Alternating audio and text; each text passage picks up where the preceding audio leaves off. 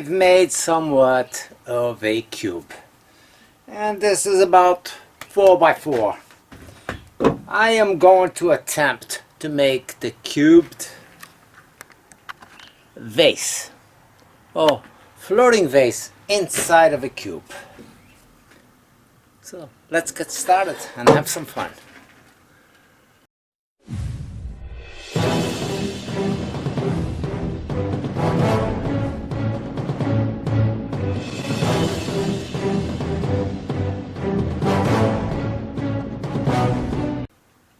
I don't know if it's fun. This is more of a challenge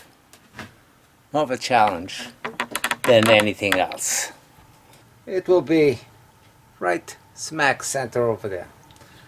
This side, do it as well.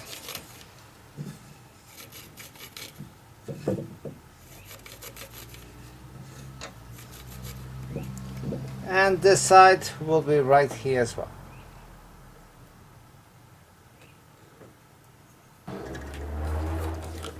So this, I'm going to give it a little bit of a base on it so it becomes part of the vase, about here.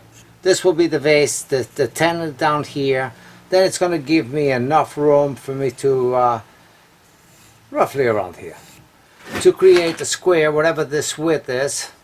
I'll use the calipers to get to the top of this, and from here up it will be the neck of the vase, and it might not go as tall as this. I will see, because I need enough on the edges over here when I do the vase so it doesn't blow out through there. It's crucial that I leave enough wood on these corners. Don't mind those lines, they are nothing but just talking and not necessarily the way it's going to be. Speed is going to go maybe 800 RPM on something this big. Let's see. And start off with my 5/8 bow gouge.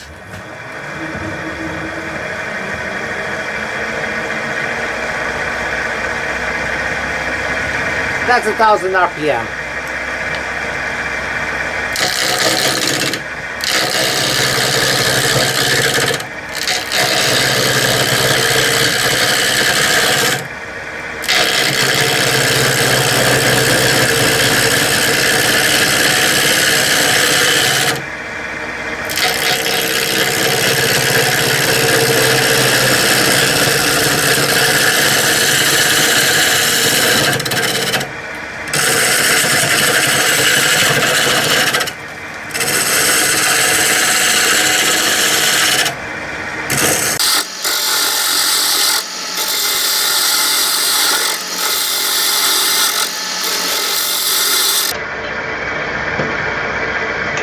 So this is already creating somewhat the shape of the vase, but I'm going to go quite a bit in deeper than this.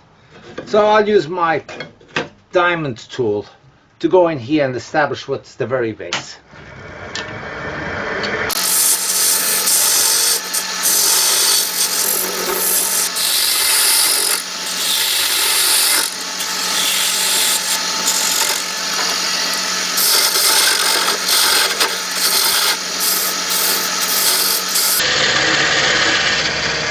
So here's my tenon, and my vase is going to continue right up to that tenon right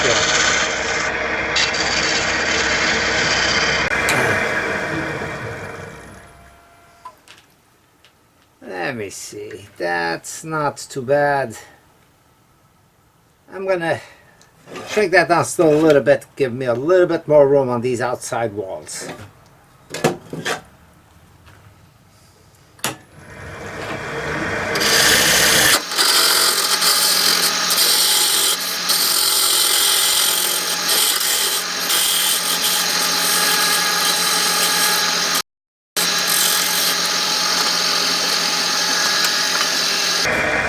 And the tool of choice. I got this little hook tool that I made from an old file, and it's ground into a point.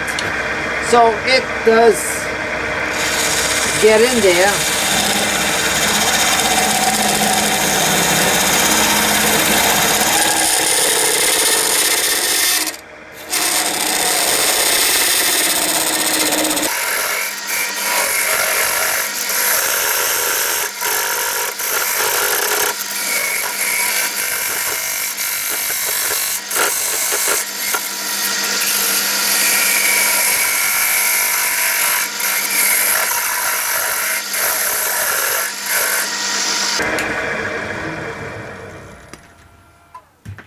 Okay, but I think that's going to work. Going to measure the width so I can get the height on this.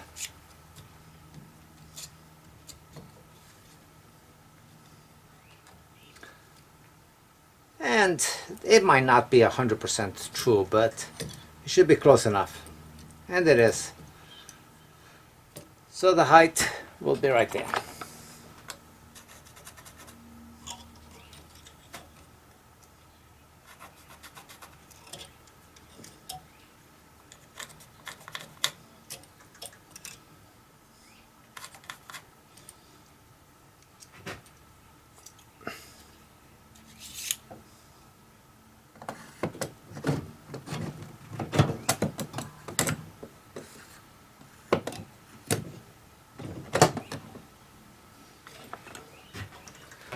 So I'm going to go in there same way, my bowl gouge, and clear it up and go to about the depthness of that.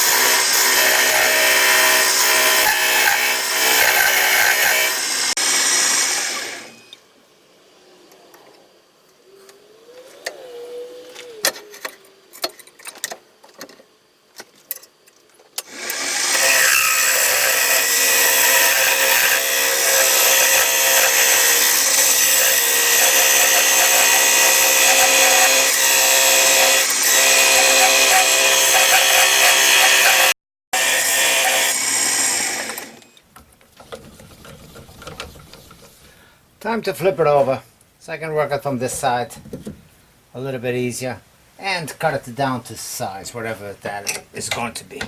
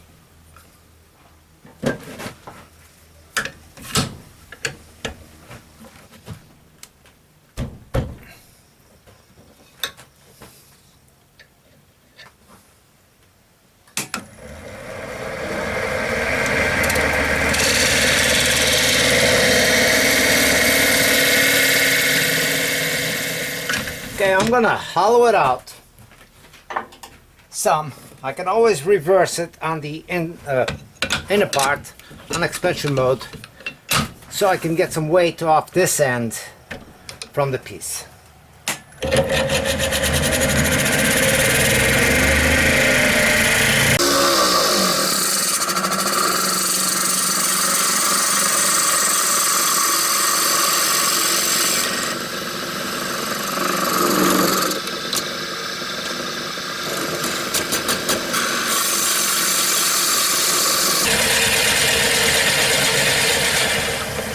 why I want to do this is so that these can be balanced off when it's running on its side.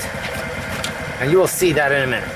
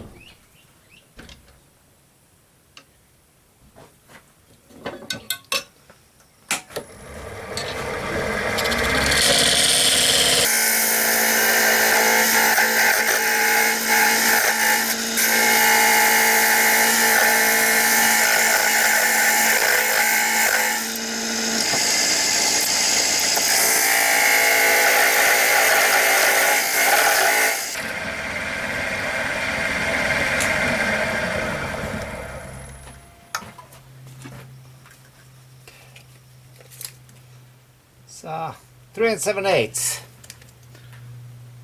So I want to get the center mark on this.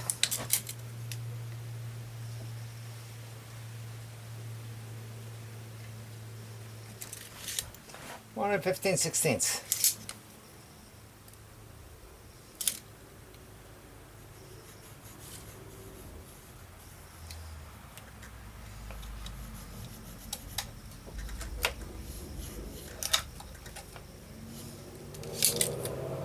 One and 15/16.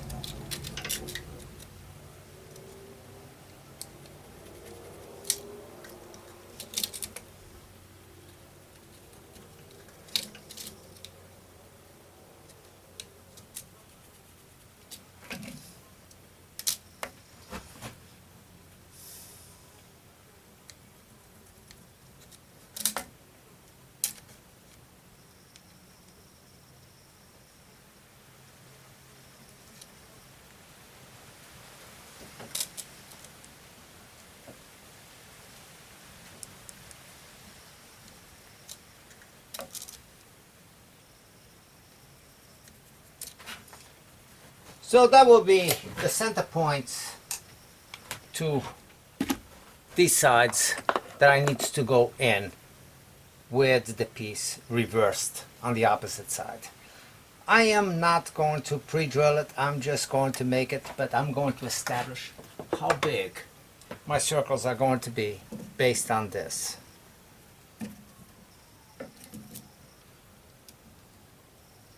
And that's how big they are.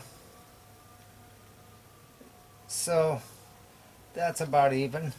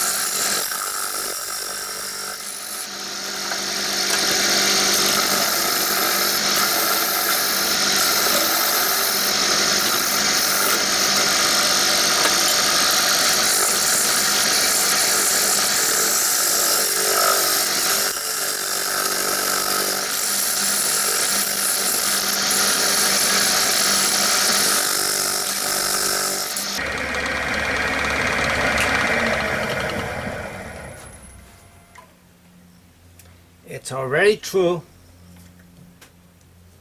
The top and the bottom. Very little on the bottom. I'm a little closer on the top than I am down here, so my piece should have been down a little bit, but that's fine.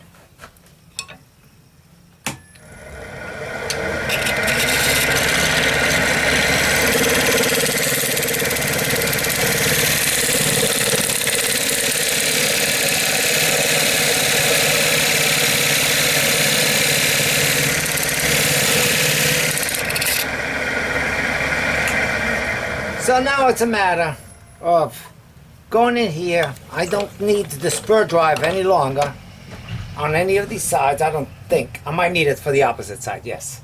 So I'm going to do one on this side as well. That way I can grab it this way, do this one, grab it this way, do it this one. So that's what I need to do.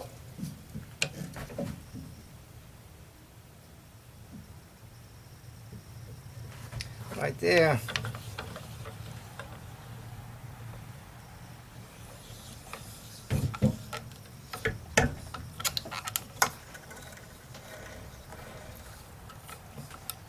And same thing, I'm gonna start it off with the parting tool to get something established over there, and then go with that hooked tool.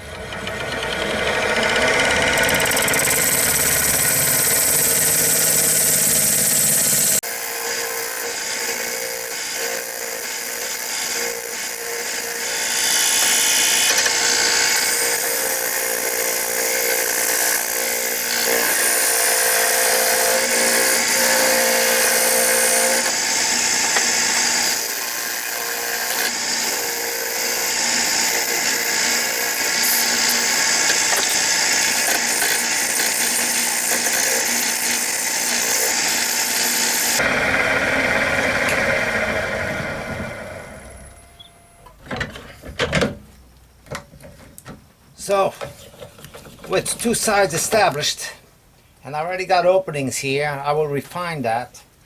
I can literally start going on all these sides. Now, no matter what, this is still somewhat of an experiment.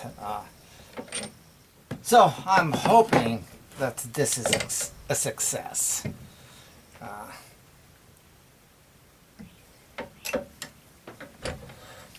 So, all these will go on expansion mode from this point on. But I will center it up with my spots that I put there prior. Then tighten it. If it's working, why change it? So, same thing again.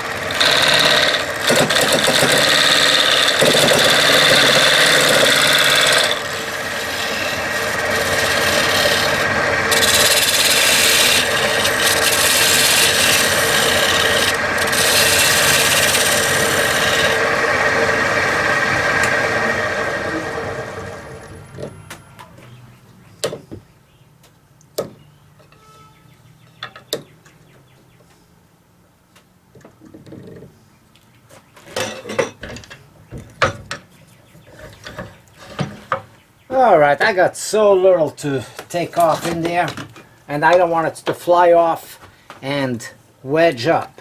So I'm going to use this long drill bit on the Dremel and take that off.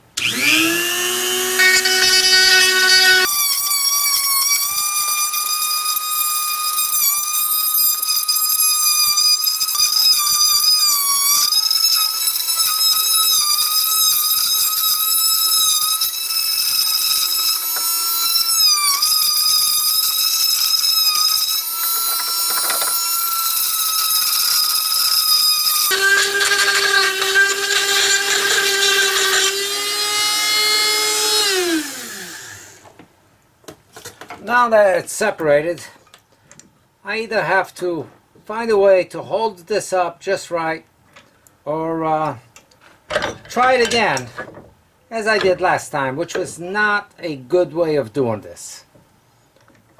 Anyway, what I did is basically I set up my tool rest just at the right height over here, and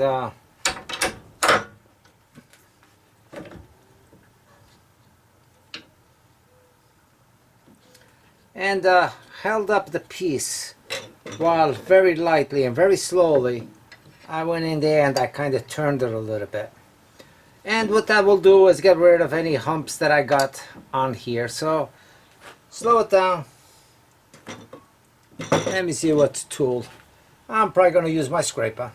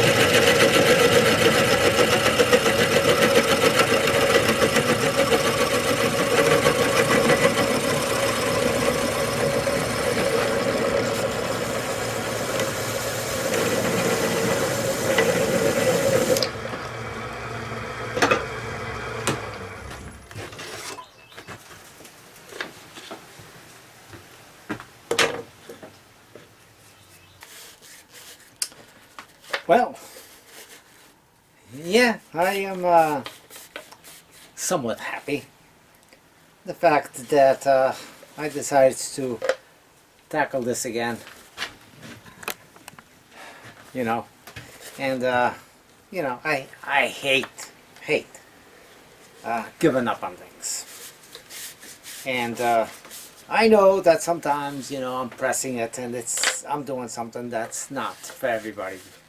You know, not everybody, number one, cares for it, and or is up to doing something like this. Not that they don't know how, but well, there could be. I mean, there could be a little bit of that. The know-how is you watch somebody do it, and you know, hopefully you can do it if you so choose to do something like this. It's not something you're going to see every day. It's a little bit complicated to make because you got so much turning to do, but the piece will sit flat.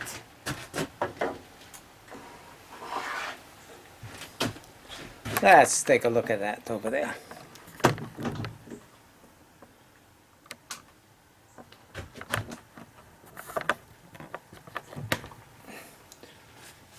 So the piece will sit flat on the table, and it rotates. You could lock it up this way if you really wanted to, but I don't think that is necessary. I think that it's set on the table does it just right. So you got a cube that will spin around the vase. The wood on this case was a little bit of ficus, believe it or not. And ficus is not necessarily a very hard tree. That it is possible to do a vase inside of a cube. And there is one piece. You know, there's no joints on this, and that was the whole thing behind it. I've had somebody actually tell me, it's like, oh, you could do it in halves and then glue it up, and who would know? I would know. And to me, I mean, if there's a mistake or something like that happens, you're better off enhancing it, or, you know, making it obvious enough that it was done as such, than trying to hide it. So this did get a little check mark on one of these things at the beginning on the expansion mode. Not at the beginning, but midway through it. And I'm not sure exactly which one it was, and I did put CA on it, and I put the clamp to it. So it held up. So here is the cube. The floating, no, What is it? Floating vase in a cube. Hope you like it. We'll see you next time.